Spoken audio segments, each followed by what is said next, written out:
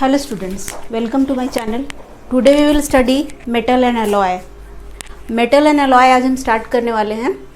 तो हम लास्ट अपने 9th-10th क्लास में पढ़ चुके हैं कि एलिमेंट्स क्या होते हैं, कंपाउंड क्या होते हैं, मिक्सचर क्या होते हैं। तो एलिमेंट जो होता है वो प्योरेस्ट फॉर्म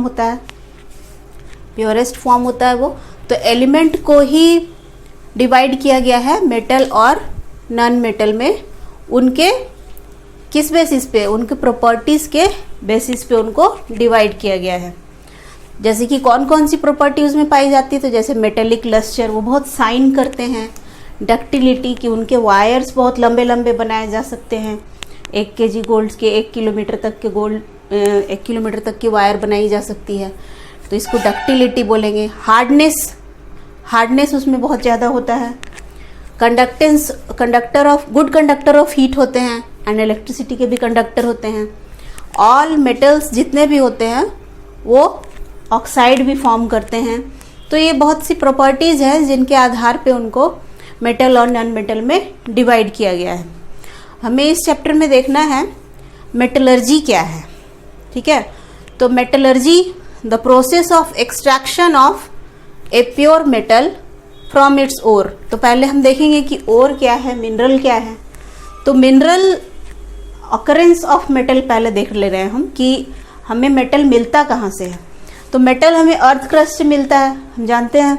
तो अर्थ क्रस्ट से जो मेटल मिलता है वो मिनरल के फॉर्म में होता है। The natural occurring substance containing metal which is present in earth crust. जो अर्थ क्रस्ट में नेचुरल ऑकरिंग कंपाउंड है, सब्सटेंस है, उसको हम कहते हैं क्या, mineral.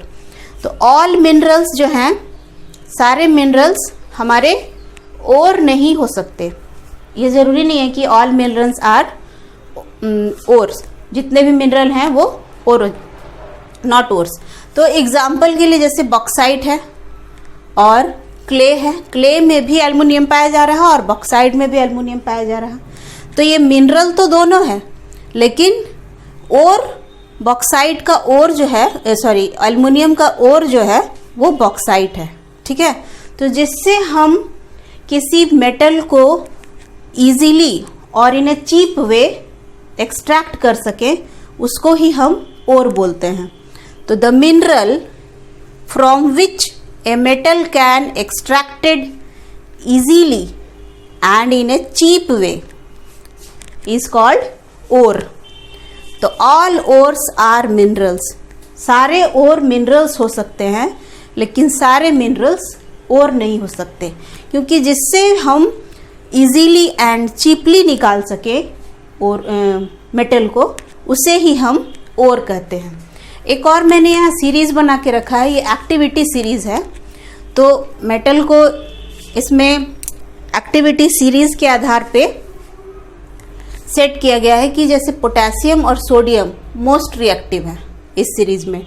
Calcium, magnesium, aluminium, zinc, ferrous, lead, ये सब मॉडरेटली हैं, और ये सब लेस रिएक्टिव है। कॉपर, पारा, एजी, सिल्वर हो गया, ये गोल्ड हो गया, ये सब लिस्ट रिएक्टिव है। तो ये एक्टिविटी सीरीज़ है जो हमें याद रखनी चाहिए कि रिएक्टिव कौन सबसे ज़्यादा है। तो सबसे ज़्यादा ये है और सबसे कम ये है। तो इस चैप्टर में हमने देखा कि एलिमेंट्स जो हैं वो उसको मेटल और नॉन मेटल में डिवाइड किया गया है। मेटल में कैसे डिवाइड किया गया है, तो उनके प्रॉपर्टीज़ के आधार पे कि उसमें चमक होती है, उसके वायर बनाए जा सकते हैं, हार्ड होता है, कंडक्टेंस ऑफ इलेक्ट्रिसिटी होता है, गुड कंडक्टर ऑफ हीट होता है। इस आधार पे उसको मेटल बोला गया है। और ये जो प्रोसेस है एक्सट्रैक्ट करने की मेटल को, उनके ओर से मेटल को एक्सट्रैक्ट करने की जो प्रोसेस है, उसको हम क्या कहते हैं, मेटलर्जी।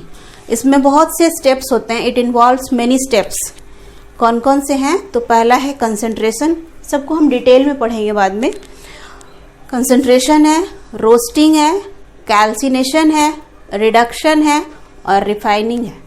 और भी मेथड्स हैं, लेकिन ये आप लोग को स्टडी करना है। तो इस स्टार्टिंग चैप्टर में, इंट्रोडक्शन में हमने देखा कि पहले मेटल क्या है और मेटल किस फॉर्म में ऑकरेंस कैसे होती है, मेटल को हमको कैसे मिलता है, तो मिनरल के फॉर्म में नेचर में वो पाया जाता है, और जिससे हम उसे चीपली और इजीली एक्सट्रैक्ट कर सकें तो उसको हम कहते हैं क्या, ओर। और ओर को the process of extraction of a pure metal, ore से भी हम उसको जब एक्सट्रैक्ट करते हैं प्योर मेटल को, उस प्रोसेस को हम कहते हैं मेटलर्जी, जिसमें बहुत से स्टेप्स आते हैं जिसको बोलते हैं concentration, roasting, calcination, reduction and refining. That's all for this session.